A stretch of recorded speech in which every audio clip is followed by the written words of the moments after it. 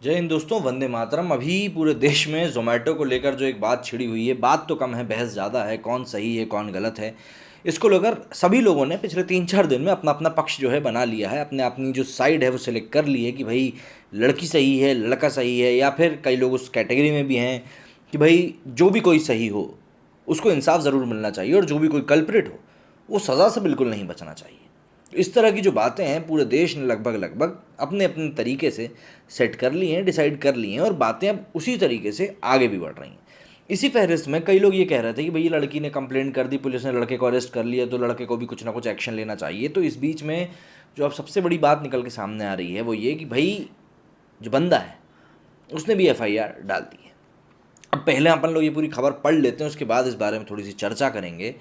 तो आर्टिकल कुछ इस तरह है कि उस महिला के खिलाफ एफआईआर जिसने लगाया जोमेटो डिलीवरी बॉय पर मारपीट का आरोप, बॉलीवुड उतरा सपोर्ट में। अब बॉलीवुड से आई थिंक परिणीति चोपड़ा जो हैं ऑलरेडी अपना सपोर्ट दे चुकी हैं, कई सारी मूवीज़ भी उनकी रिलीज़ हो रही हैं। तो लोग कह रहे हैं कि भाई परिणीति ने सिर्फ शायद अपनी मूवीज़ को एक लाइमलाइट में लाने के लिए ऐसा कुछ किया है। खैर जो भी हो, अगर ऐसी चीज़ करने से भी किसी व्यक्ति को सपोर्ट मिलता है, ज़्यादा रीच मिलती है, तो अच्छा ही।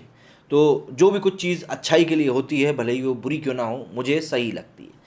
तो बेंगलुरु में एक मेकअप आर्टिस्ट महिला हितेशा चंद्रानी ने फूड डिलीवरी जोमेटो के एक डिलीवरी बॉय कामराज के खिलाफ मारपीट का आरोप लगाया था। इस मामले में कामराज का कहना था कि उस महिला ने खुद ही अपनी नाक तोड़ ली थी और उल्टा उसी ने मारपीट करी थी।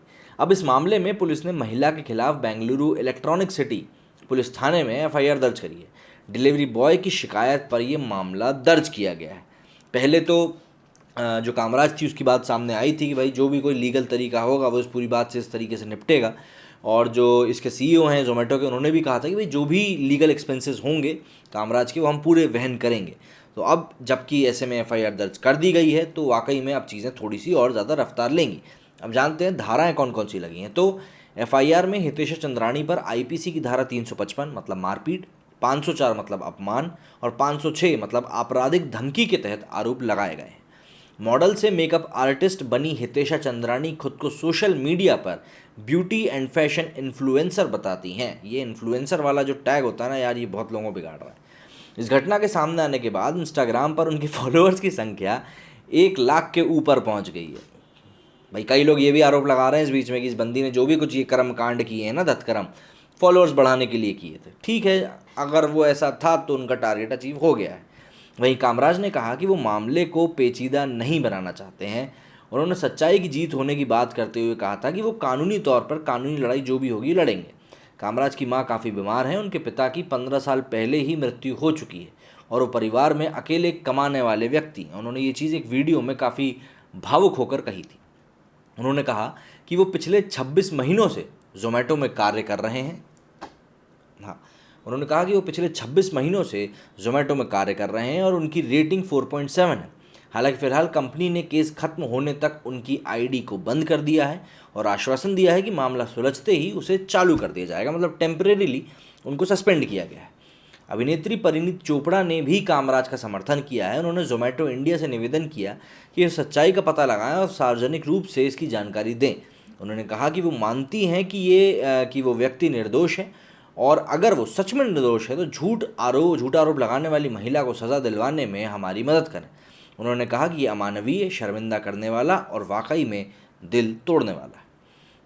परिणीति ने आश्वासन दिया कि अगर उनकी कोई मदद की ज़रूरत पड़ती है तो वो इसके लिए तैयार हैं। वहीं काम्या पंजाबी ने कहा कि कामराज की आंखों में ही सच्चाई दिखती है और जोमेटो के उस डिलीवरी बॉय की नौकरी नहीं जानी चाहिए क्योंकि वो निर्दोष है। अभिनेता रोहित रॉय ने भी उसका समर्थन किया। सोशल मीडिया में भी लोगों ने कहा कि जल्द सच्चाई का पता लगाना चाहिए ताकि किसी का नुकसान ना हो। अब यहाँ पे आप एक चीज़ देखिए, बहुत अच्छी एक लाइन लिखी थी यहाँ पे कि कामराज की आंखों में सच्चाई दिखती है। अब मैं ज़्यादा कुछ तो नहीं कहूँगा, लेकिन जो मैंने पिछले 1-2 वीडियो जो बनाए हैं इस बात के ऊपर, उस पर जो अधिकतर लोगों ने कमेंट किए वो कमेंट भी इसी बात को लेकर थे कि भाई कामराज सही है, I stand with delivery boy Kamraj, ऐसे करके कई लोगों ने कमेंट किए। और मुझे वो कमेंट्स पढ़ के मुझे खुद लगा कि नहीं यार, कहीं ना कहीं ये बात जो है जिस तरीके से बताई गई है शुरुआत से उस तरीके से हुई नहीं है। और इस बात को अगर अभी भी एड्रेस नहीं किया गया तो ये आने वाले समय में ऐसे कई सारे केसेस को जन्म दे सकती है। जैसा कि अभी कुछ समय पहले हुआ था कि फेक प्रैंक वीडियोस बनाने वाले कुछ 3 यूट्यूबर्स को मुंबई पुलिस ने गिरफ्तार किया था। अब उस प्रैंक वाले लोगों के गिरफ्तार होने के बाद जो बात सामने आई थी वो ये कि जो प्रैंक बनाने वाले लोग थे उन्होंने कई करोड़ों रुपए यूट्यूब से कमा लिए थे।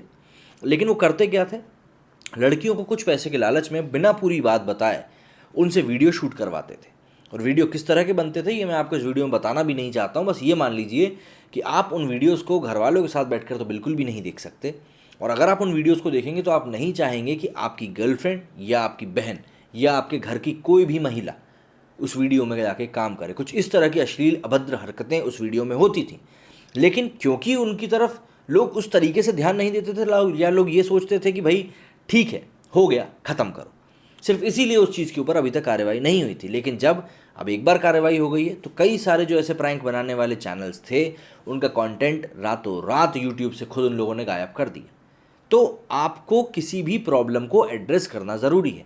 इस मामले के सामने आते ही कई लोगों ने ये बात भी कहना शुरू कर दी कि भाई जिस तरीके से महिला आयोग है उसी तरीके से हमें पुरुष आयोग भी चाहिए, जो पुरुषों की मैं कहूँगा जो राइट्स होते हैं उनकी रक्षा कर सके। वैसे तो राइट्स बहुत कम होते हैं पुरुषों के, पर फिर भी जितने होते हैं उनकी रक्षा कर सके। क्योंकि देखिए, महिलाओं के साथ अत्याचार होते हैं, ये कोई बात छुपी हुई नहीं है, ये बिल्कुल सही बात है और होते भी हैं। लेकिन पुरुषों के साथ भी उतने ही होते हैं। दहेज प्रताड़ना का जो झूठे आरोप में जो लोगों को फंसाया जाता है, कितने ही सारे ऐसे केसेस हैं। कई लोगों की पूरी ज़िंदगी ख़राब हो जाती है ऐसी चीज़ों में लड़ते लड़ते। मतलब इन चीज़ों को आखिर कौन एड्रेस करेगा? तो ऐसे जो मामले होते हैं, ऐसे मामलों में अगर मैं बार बार कह रहा हूँ, अगर शब्द का उपयोग करके कि अगर कामराज यहाँ पे सही है तो आपको एक एग्जाम्पल सेट करना चाहिए, और अगर कामराज गलत है तो एग्जाम्पल सेट होने में देर नहीं लगेगी, ये बात तो तय है।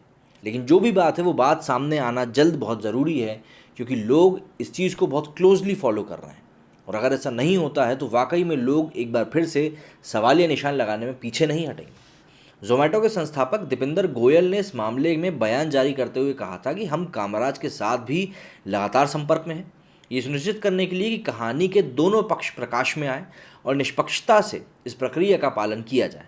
कामराज अभी तक 5000 से ज़्यादा डिलीवरी कर चुके हैं। उन्हें 5 में से 4.75 रेटिंग मिली है, जो कि उच्चतम है। कामराज ने भी इस मामले में मीडिया के सामने अपना पक्ष रखा था। तो जाहिर सी बात है, उनका पक्ष सामने के आने के बाद ही ये सारी बातें बदली थी, और जो चीज़ों में जो बदलाव आने शुरू हुए थे वो इन्हीं चीज़ों के बाद आना शुरू हुए थे। क्योंकि पहले तो हमने एक ही साइड की स्टोरी सुनी थी और लोगों ने उसी पर विश्वास भी कर लिया था और कोसना भी शुरू कर दिया था कामराज को। लेकिन जब कामराज का पक्ष सामने आया, उसके वीडियो सामने आए, ये दीपेंद्र गोयल जी ने जो रेटिंग को लेकर बात कही, ये बातें सामने आई, उसके बाद लोगों ने थोड़ी भावनात्मक तौर पे अपना बदलाव दिखाया। और उसके बाद जो मेरे भी वीडियोस मैंने कमेंट्स देखे, उसमें भी मुझे दिखा कि नहीं, लोग वाकई में इस चीज़ को समझ रहे हैं कि कामराज की शायद गलती नहीं है। क्योंकि लोगों ने जिस तरीके से कामराज की आंखों में दिखी हुई सच्चाई को माना है, उसको अगर हम माने तो यहाँ पे सिर्फ दाल में कुछ काला नहीं बल्कि पूरी की पूरी दाल काली है। उम्मीद करता हूँ जो बात मैं आप लोगों को समझाना चाहता था आप समझ गए होंगे। मेरे इस वीडियो में फिलहाल इतना ही। जय हिंद।